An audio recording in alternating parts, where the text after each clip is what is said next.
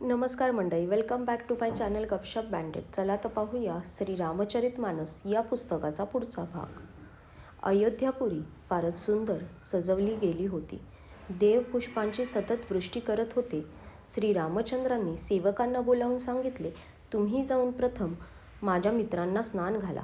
भगवंताचे बोलणे ऐकताच सेवक जिकडे तिकडे धावत गेले व त्यांनी लगेच सुग्रीवादींना स्नान घातले. नंतर कृपानिधान श्रीरामांनी भरताला बोलावले आणि स्वतःच्या हातांनी त्याच्या जटा सोडविल्या. त्यानंतर भक्तवत्सल कृपाळू प्रभू श्रीनाथांनी तिन्ही भावांना स्नान घातले. भरताचे भाग्य व श्रीरामांचे वात्सल्य यांचे वर्णन अब्जावधी शेषही करू शकणार नाहीत. नंतर श्रीरामांनी स्वतःची जटा सोडवली आणि गुरूंची आज्ञा मानून स्नान केले. स्नान झाल्यावर प्रभूंनी अलंकार धारण केले. त्यांचे सुंदर अंग पाहून असंख्य कामदेवही लाजले. इकडे सासवांनी जानकीला मोठ्या प्रेमाने लगेच स्नान घालून तिच्या अंगभर दिव्य वस्त्रे आणि श्रेष्ठ अलंकार घालून तिला नटवले. श्रीरामांच्या डाव्या बाजूस रूप व गुणांची खाण असलेली जानकी शोभून दिसत होती. त्यांना पाहून सर्व मातांना आपला जन्म सार्थक झाल्याचा आनंद झाला. काकभूषुंडी म्हणतात, हे पक्षीराज गरुड त्या प्रसंगी ब्रह्मदेव, शिव, मुनींचा समाज व सर्व देव विमानांमध्ये बसून आनंदकंद भगवंताचे दर्शन घेण्यासाठी आले. प्रभूंना पाहून मुनी वशिष्ठांच्या हृदयात प्रेमाचे भरते आले. त्यांनी ताबडतोब दिव्य सिंहासन मागवले. ते सूर्याप्रमाणे तेजस्वी होते. त्याचे सौंदर्य अवर्णनीय होते. ब्राह्मणांसमोर नतमस्तक होऊन श्रीरामचंद्र त्याच्यावर विराजमान झाले. जानकीसह श्रीरामांना पाहून मुनी समुदाय अत्यंत आनंदित झाला. मग ब्राह्मणांनी वेद मंत्रांचा उच्चार केला. आकाशामध्ये देव व मुनी श्रीरामांचा विजय असो अशा घोषणा करू लागले. सर्वप्रथम वशिष्ठ मुनींनी श्रीरामांना राजतिलक लावला. नंतर त्यांनी सर्व ब्राह्मणांना तिलक लावण्याची आज्ञा केली. पुत्राला राजसिंहासनारूढ झाल्याचे पाहून मातांना आनंद झाला आणि त्यांनी वारंवार आरत्या उवाळल्या. त्यांनी ब्राह्मणांना अनेक प्रकारची दाने दिली व सर्व याचकांना भरपूर दान देऊन याचनारहित केले. त्रिभुवनाचे स्वामी श्री रामचंद्र अयोध्येच्या सिंहासनावर विराजमान झाल्याचे पाहून देवांनी नगारे वाजवले. आकाशात खूप नगारे वाजत होते. गंधर्व व किन्नर गात होते. अप्सरांच्या झुंडीच्या झुंडी नृत्य करीत होत्या. देव व मुनी यांना परमानंद होत होता. भरत, लक्ष्मण आणि शत्रुघ्न, विभीषण, अंगद, हनुमान, सुग्रीव इत्यादी छत्र, चामर, पंखा, धनुष्य, तलवार, ढाल आणि शक्ती धारण करून शोभत होते. सीतेसह विराजमान झालेल्या सूर्यवंशाचे विभूषण असलेल्या श्रीरामांच्या शरीरामध्ये अनेक कामदेवांचे सौंदर्य शोभून दिसत होते. नव्या जलयुक्त मेघांसमान सुंदर श्याम शरीरावरील पितांबर देवांचेही मन मोहित करत होते. मुकुट, बाजूबंद इत्यादी अलंकार श्रीरामांच्या अंगावर शोभत होते. कमलासमान नेत्र, विशाल वक्षस्थल आणि लांब भुजा असलेल्या त्यांचे दर्शन घेणारे लोक धन्य होत. हे गरुडा, ती शोभा, तो समाज आणि ते सुख यांचे मी वर्णन करू शकणार नाही. सरस्वती, शेष व वेद यांचे निरंतर वर्णन करतात, परंतु त्याचा खरा आनंद श्री महादेवच जाणतात. सर्व देव वेगवेगळी स्तुती करून आपापल्या लोकी निघून गेले. तेव्हा चारी वेद हे भटांचे रूप धारण करून श्रीरामांच्या जवळ आले. कृपानिधान सर्वज्ञ प्रभूंनी त्यांना ओळखून त्यांचा खूप आदर केला. याचे रहस्य कुणाला काहीही कळले नाही. देव गुणगान करू लागले, हे सगुण आणि निर्गुण रूप, हे अनुपम रूप लावण्ययुक्त, हे राजांचे शिरोमणी, तुमचा विजय असो. तुम्ही रावण इत्यादी प्रचंड प्रबळ व दुष्ट निशाचरांना आपल्या बाहुबलाने मारून टाकलं. तुम्ही मनुष्य अवतार घेऊन पृथ्वीचा भार हरण करून तिचे भीषण दुःख दूर केले. हे दयाळू, हे शरणागताचे रक्षण करणाऱ्या प्रभू, तुमचा विजय असो. आम्ही सीतेसह शक्तिमान असलेल्या तुम्हाला नमस्कार करतो. हे हरी, तुमच्या दुस्तर मायेत गुंतल्यामुळे देव, राक्षस, नाग आणि चर, अचर हे सर्व काल, कर्म आणि गुणांच्या अधीन होऊन रात्रंदिवस जन्ममरणाच्या अनंत फेऱ्यातून भटकत आहेत. हे नाथ, यापैकी तुम्ही ज्यांना कृपादृष्टीने पाहिले ते मायाजनित तिन्ही प्रकारच्या दुःखांमध्ये मुक्त झाले. जन्ममरणाचे श्रम नष्ट करण्यामध्ये कुशल असलेले हे श्रीराम, आमचे रक्षण करा. आम्ही तुम्हाला नमस्कार करतो.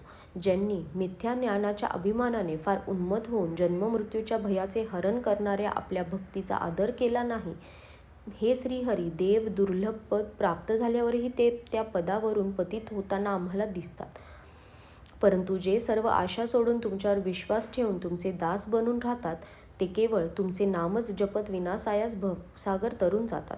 हे नाथ, अशा तुमचे आम्ही स्मरण करतो, ज्या चरणांची पूजा शिव व ब्रह्मदेव यांच्याकडून होते आणि ज्या चरणांच्या कल्याणमय धुळीच्या स्पर्शामुळे शिळा होऊन पडलेली गौतम ऋषींची पत्नी अहिल्या तरुण गेली, मुनींना वंद्य असलेली त्रैलोक्याची पावन करणारी देवनदी गंगा ज्या चरणांच्या नखातून निघाली, तसेच ध्वज, वज्र, अंकुश आणि कमल या चिन्हांनी युक्त असलेल्या ज्या चरणांना वनातून फिरताना काटे बोचल्यामुळे घट्ट पडले आहेत, हे मुकुंदा, हे रामा, हे रमापती, आम्ही तुमच्या त्या दोनही चरणांना नित्य बसतो. वेद शास्त्रांनी म्हटले आहे की ज्याचे मूळ अव्यक्त प्रकृती आहे, जो प्रवाहरूपी अनादी आहे, ज्याला 4 त्वचा आहेत, 6 खोडे आहेत, 25 शाखा आणि अनेक पाने व पुष्कळ फुले आहेत, ज्याला कडू व गोड अशा दोन्ही प्रकारची फळे लागलेली आहेत, ज्याच्यावर एकच वेल असून तो त्याचाच आधारे राहते, जिला नित्य नवीन पाने व फुले लागतात, अशा संसार वृक्ष स्वरूपाने विश्वात प्रकट असलेल्या तुम्हाला आम्ही नमस्कार करतो. ब्रह्म हे जन्म नसलेले अद्वैत, केवळ अनुभवानेच जाणता येणारे आणि मनापलीकडील आहे. अशा प्रकारे जे ब्रह्माचे ध्यान करतात ते कुशल असे म्हणत व ध्यान करोत. परंतु हे नाथ, आम्ही तर नित्य तुमच्या सगुण रूपाचीच कीर्ती गातो. हे करुणानिधान प्रभू, हे सद्गुणांची खान, हे देवा, काया वाचा मनाने विकारांचा त्याग करून तुमच्या चरणाचे आमचे प्रेम असावे, हाच वर आम्ही मागतो. वेदांनी सर्वांच्या समोर अशा उत्तम प्रकारे प्रार्थना केली आणि ते अंतर्धान पाहून ब्रह्मलोकी गेले. काकभूषुंडी म्हणतात, हे गरुडा, जेव्हा येथे श्री रघुवीर होते तेथे शिव आले आणि सद्गदित वाणीने स्तुती करू लागले. त्यांचे शरीर पुलकित झाले होते. हे राम, हे रमारमण, लक्ष्मीकांत, हे जन्ममरणाचा त्रास नष्ट करणारे, तुमचा विजय असो. जन्ममरणाच्या भयाने व्याकुळ झालेल्या या सेवकाचे रक्षण करा. हे अयोध्यापती, हे देवांचे स्वामी, हे रमापती, हे विभू, मी शरणागत होऊन हेच मागतो की हे प्रभू, माझे रक्षण करा. 10 शिरे व 20 भुजा असलेल्या रावणाचा विनाश करून पृथ्वीचा सर्वात मोठा रोग दूर करणाऱ्या हे श्रीरामा, राक्षस समूहरूपी जे कीटक होते ते सर्व तुमच्या बाणरूपी अग्नीच्या प्रचंड तेजाने भस्म झाले. तुम्ही पृथ्वीमंडलाचे अत्यंत सुंदर भूषण आहात. तुम्ही श्रेष्ठ बाण, धनुष्य व भाता धारण केलेले आहात. मद, मोह आणि ममतारूपी रात्रीच्या अंधकाराच्या घोर समूहाचा नाश करण्यासाठी तुम्ही सूर्याचे तेजोमय किरण समूह आहात.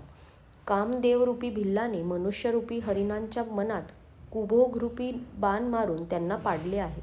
हे नाथ, पाप तापाचे हरण करणारे हे हरी, त्या कामाला मारून विषयरूपी वनात भटकणाऱ्या या बिचाऱ्या अनाथ जीवांचे रक्षण करा. लोक बऱ्याच रोगांनी व दुःखांनी त्रासले आहेत. तुमच्या चरणांचा निरादर केल्याचे हे फळ आहे. जे मनुष्य तुमच्या चरणकमलांवर प्रेम करत नाहीत ते अथांग भवसागरात पडतात.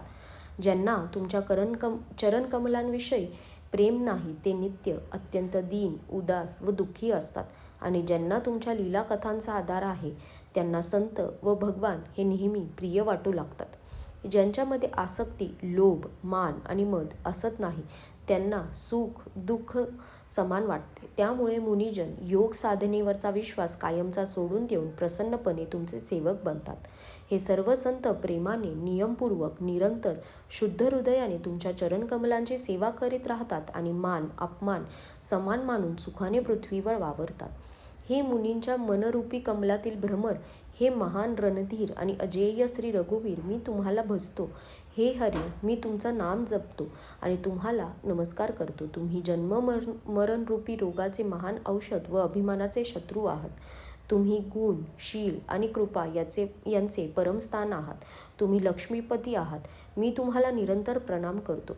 हे रघुनंदन, तुम्ही जन्म मरण, सुख दुःख, राग द्वेष इत्यादी द्वंद्वाच्या समूहाचा नाश करा. हे राजन, या दीनदासावरही कृपा कटाक्ष टाका. मी तुम्हाला वारंवार हेच वरदान मागतो. मला तुमच्या चरणकमलांविषयी दृढ भक्ती आणि भक्तांचा सत्संग नेहमी मिळत राहो. हे लक्ष्मीपती, प्रसन्न होऊन मला हेच वरदान द्या. श्री रामचंद्रांच्या गुणांचे वर्णन करून उमापती आनंदाने कैलासाला निघून गेले. तेव्हा प्रभूंनी वानरांना राहण्यास सर्व सुखसोयी असलेली घरे दिली. हे गरुडा ऐक, ही कथा सर्वांना पवित्र करणारी आहे. तिन्ही प्रकारच्या तापांचा आणि जन्ममृत्यूच्या भीतीचा नाश करणारी आहे. महाराज श्री रामचंद्र कल्याणमय अभिषेकाची चरित्रलीला निष्काम भावनेने ऐकल्याने मनुष्याला वैराग्य आणि ज्ञान प्राप्त होते आणि जे मनुष्य सकाम भावनेने ती ऐकतात व गातात त्यांना अनेक प्रकारची सुखसंपत्ती मिळते. ते जगामध्ये देवदुर्लभ सुखे भोगून शेवटी श्री रघुनाथांच्या परमधामाला जातात. जे जीवनमुक्त, विरक्त आणि विषयी लोक ही कथा ऐकतात त्यांना क्रमशः भक्ती, मुक्ती व नित्य नवे भोग मिळतात. हे पक्षीराज गरुडा, मी आपल्या बुद्धीनुसार रामकथेचे वर्णन केले आहे. ही कथा जन्ममरणाचे भय व दुःख यांचे हरण करते. ही रामकथा वैराग्य, विवेक आणि भक्ती यांना दृढ करणारी आणि मोहरूपी नदी तरून जाण्यासाठी उत्तम नौका आहे. अयोध्यापुरीमध्ये नित्य नवे मंगलोत्सव होत होते. तेथे सर्व वर्गातील लोक आनंदाने राहत होते. श्रीरामांच्या ज्या चरणकमलांना श्री शिव, मुनिगण व ब्रह्मदेव नमस्कार करतात त्यांच्या ठिकाणी सर्वांच्या मनात नित्य नवीन प्रेम आहे. याचकांना अनेक प्रकारची वस्त्राभूषणे दिली आणि ब्राह्मणांनी नाना प्रकारची दाने घेतली. सर्व वानर ब्रह्मानंदात मग्न होते. प्रभूंच्या चरणी सर्वांना प्रेम होते. त्यांना दिवस कसे गेले हे कळलेच नाही. बघता बघता 6 महिने निघून गेले. आजच्यासाठी धन्यवाद.